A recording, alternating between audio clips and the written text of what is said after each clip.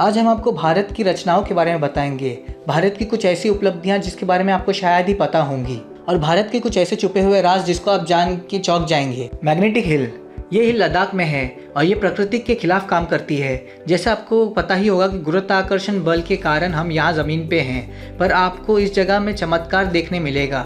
आप अगर इसके सड़क पर अपनी गाड़ी न्यूट्रल पे रख देंगे तो अपने आप आपकी गाड़ी पहाड़ की तरफ खींची चली जाती है, इसलिए इसका नाम मैग्नेटिक हिल है। और पहले ये लोगों के लिए काफ़ी अनजान जगह था, पर अब तो काफ़ी प्रसिद्ध हो चुका है। महाराष्ट्र का लोनार झील तो सबको ही पता होगा, जैसे कि अपने खूबसूरती के लिए काफ़ी मशहूर है, पर इसकी उपलब्धि से ये भी माना जाता है कि ये झील किसी उम्ला के टकराने के कारण इसका निर्माण हुआ है।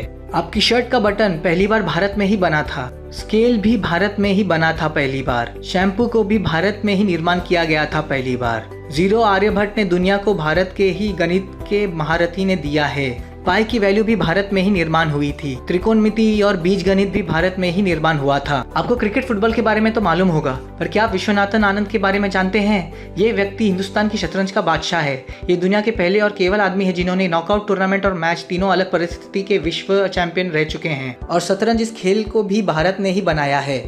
जैसे आपको पता होगा कि नासा एक स्पेस ऑर्गेनाइजेशन है जिसपे अरबों खरबों का खर्चा होता है, पर यह आपको जान के ताज्जुब होगा कि जो हमारे इसरो का खर्चा है वो नासा की 15% से भी कम है।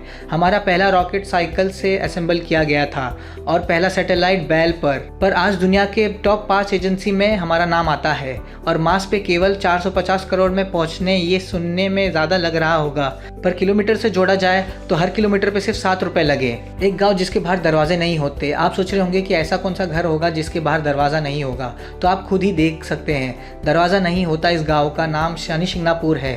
इसे शनिदेव स्वयं इसकी रक्षा करते हैं ऐसा माना जाता है। और जो भी इस गांव में चोरी करता है वो कुछ भी करके गांव के बाहर भाग नहीं सकता, ऐसा यहाँ के लोगों का मानना है। और इस गांव में कोई पुलिस स्टेशन भी नहीं है।